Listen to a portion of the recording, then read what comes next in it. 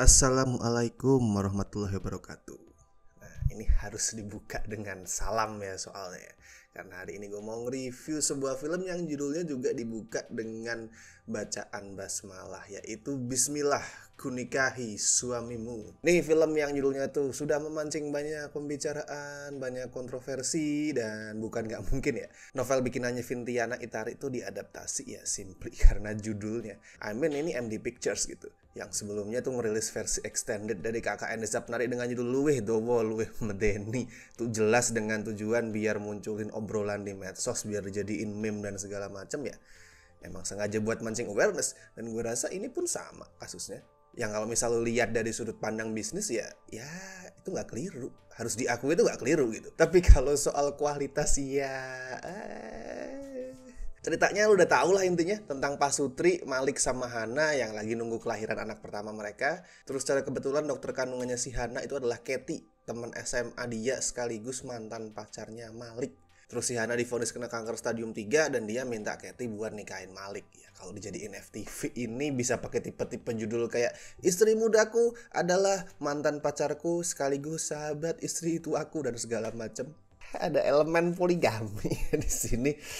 Gue bukan orang yang pro poligami sini, gue jujur aja, gue bukan orang yang pro poligami, gue anti poligami, gue benci poligami. Ya mau siapapun itu poligami di zaman sekarang ya, yang bukan kayak Rasulullah dulu yang memang poligami itu tanpa dorongan nafsu. Ya gue akan susah buat respect sama orang itu. Yang bikin gue susah ya nge-review film ini, yang bikin gue susah menyampaikan unek-unek gue adalah isu poligami itu kan beda ya sama let's say masalah nikah muda di Argantara yang kita cintai bersama itu. Soalnya kayak gue bilang di review Argantara tuh, nikah muda mau lihat dari sisi manapun nih, mau dari agama, mau dari sains, mau dari medis, dari apapun, itu buruk, itu bahaya. Tapi kalau poligami gue ngerasa ini kayak urusan belief gitu, urusan kepercayaan. Gue percaya sama value gue bahwa poligami itu gak bener. Tapi apakah value itu juga dipegang orang lain? Nah itu yang gue kan gak bisa memaksakan. Sama kayak gue ngomongin kepercayaan gue gitu. Gue percaya sama suatu kepercayaan, let's say suatu agama gitu. Dan gue ngerasa kalau kepercayaan yang lain kayaknya kurang cocok buat gue. Cuman kan gue gak mungkin ngomong, wah lu tidak beriman gitu kan. Gak mungkin ya. Agak dilematis makanya gue nge-review ini. Tapi di luar urusan poligaminya ya, kita ngomongin dulu di luar urusan poligaminya. Bismillah ini jelas film yang sinetron banget. Gue bukan orang yang bisa dengan gampang ngomong sebuah film tuh wah FTV itu segala macam. Enggak, itu menggampangkan. Cuman jelas Bismillah Kunikahi Suamimu, anjir judulnya susah banget anjir. Bismillah Kunikahi Suamimu ini jelas didesain dengan treatment kayak sinetron, yang memang tujuannya adalah bikin filmnya simple, nggak aneh-aneh, nggak terlalu ruwet buat di shoot dan segala macam. Kayak misal lu lihat pilihan shot-shotnya gitu, ada orang ngobrol ya standar close up, terus reaction shot, ada master shot ya standar. Prinsipnya adalah pokoknya muka ganteng dan muka cantik castnya itu kelihatan jelas sama penonton. Kalau mereka nangis kelihatan, kalau mereka ketawa kelihatan, that's it. Terus lagunya ballad mengharu biru yang di liriknya tuh pasti pakai kata-kata Arab. Terus pas ref tuh bombastis, jadi kayak astagfirullah, masya Allah, gitu-gitulah. Gue nggak hafal liriknya, cuman intinya seperti itu. Lu pasti paham lagu apa yang gue maksud. Dan itu lagu tuh buat mengiringi adegan karakternya nangis, atau berdoa habis sholat, atau berdoa habis sholat sambil nangis, ya intinya seperti itu, sinetron. Tapi ya semua itu gue udah expect sebelum nonton. Maksudnya gue datang nonton film dengan judul Bismillah Kunikahi Suamimu.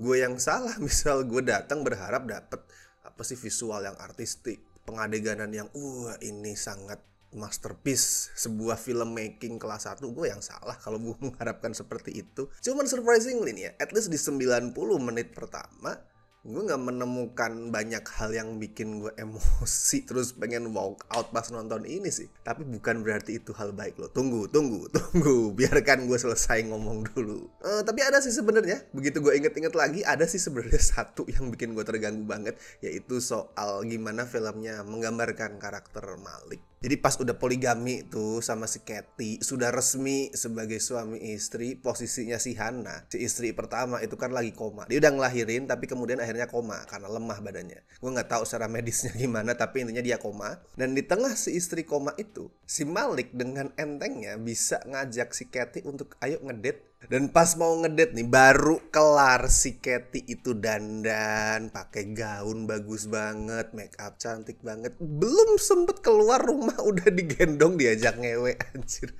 Ya udah sah, iya itu udah sah betul. Udah suami istri. Tapi ya lu pikir deh, kalau ada cowok ngelakuin itu tanpa ada rasa bersalah sedikit pun, walaupun iya dia harus memenuhi kebutuhan biologis dia, dan bener itu udah sah suami istri. Tapi kalau ada cowok yang ngelakuin itu dengan enteng, cowok brengsek itu yakin gue. Dan naskahnya kayak menormalisasi itu, jadi risih gue makanya.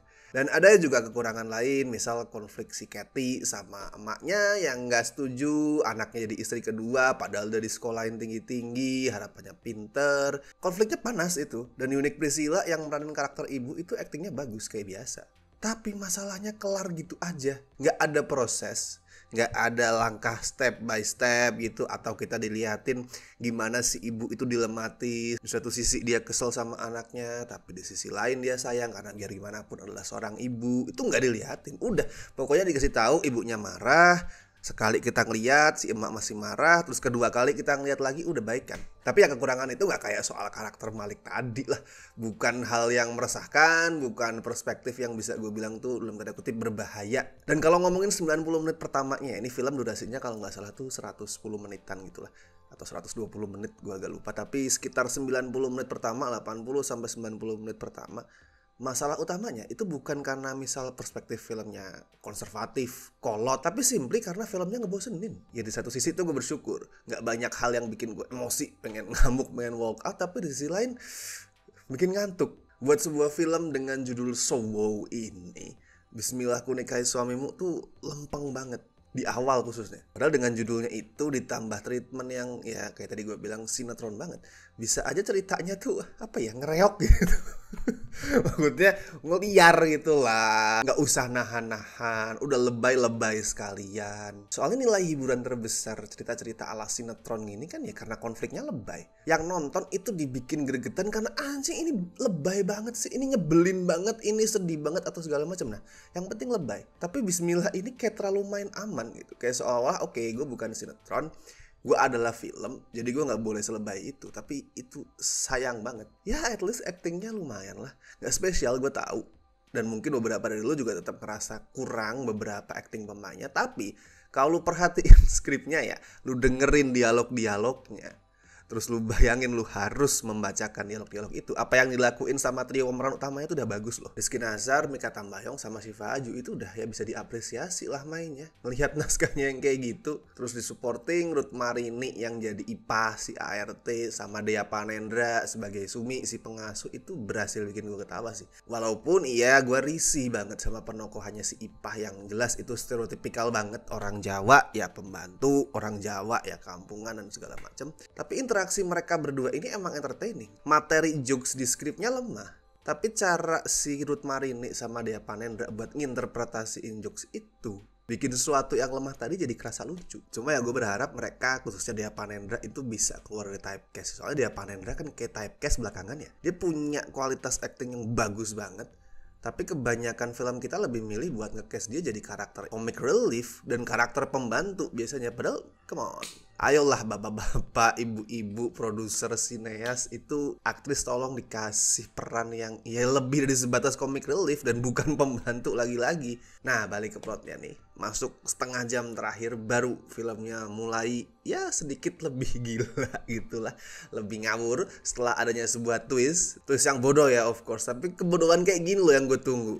Gue gak ngarep sesuatu yang normal, gue gak ngarep sesuatu yang flat. Gue ngarep dikasih sesuatu yang anjir itu bisa-bisanya begitu. Nah, twistnya nih bodoh, tapi ya itu efektif bikin penonton ngerasa gregetan, pengen ngomel-ngomel sendiri, entah gregetan sama yang nulis skrip atau ngomel-ngomel sama karakternya yang itu lu nyebelin banget, pengen gue pites. Nah, yang kayak gitu sinetron atau penceritaan ala sinetron ya impactnya mestinya kayak gitu. Tapi gak ada yang akan bisa ngalahin 10 menit terakhirnya. Itu ajaib banget. Itu ajaib. Di 10 menit terakhir itu ada sikon yang ya tujuannya adalah ngomongin perspektif filmnya ya, kalau dia tuh pro sama poligami. Tapi gue gak bisa marah ngeliat sikon itu. Kenapa? Karena konyol banget, lucu banget. Bahkan penonton satu studio nih Yang gue lihat tuh kayaknya memang banyak yang termasuk target market film ini yang pada saat adegan dramatis itu nangis, begitu masuk di 10 menit terakhirnya ngakak. Itu kayak tipe-tipe adegan so bad it's good. Kalimat di naskahnya jelek, pengadeganannya juga jelek, tapi lu ngakak karena itu saking jeleknya. Itu tuh kayak ngeliat anime harem. Tapi pas masuk ending gue jadi bingung. Kayak ini film kayak mau pro poligami ya di satu sisi, tapi di sisi lain dia juga kayak ragu buat belak-belakan ngomongin perspektifnya dia itu. Jadi Bismillah Aku Nikahi Suamimu ini memang gak bagus, tapi dia gak bagus bukan karena pro poligami atau karena dia konservatif, kolot, bukan. Tapi karena satu, mayoritas durasinya itu kayak tadi gue bilang ngebosenin, dan yang kedua di akhir kayak gak tahu apa sebenarnya yang mau diomongin. Kayak mungkin sebenarnya tahu, tapi dia tuh ragu untuk belak-belakan ngomongin itu. Kalau skor ya gue kasih 4,5 dari 10 lah. Gue udah sering lihat banget film bernuansa religi atau yang beneran religi juga yang jauh lebih jelek daripada ini. Tapi ya sudahlah, kalau lu mau nonton saran gue satu sih. Taruh ekspektasi lu di tempat yang tepat. Udah, semua kembali kepada Anda. Oke, itu tadi adalah review untuk Bismillah Aku Nikahi Suamimu. Kalau yang udah nonton mungkin bisa ya komen kira-kira kalau menurut kalian gimana. Silahkan tuliskan komentar kalian dan jangan lupa like video ini, subscribe Cinecrip, dan seperti biasa kalau mau membantu kami dengan kasih donasi seikhlasnya bisa klik tombol super thanks di bawah. Mantap. Oke, dan gue Rashid Haris. See you in the next video.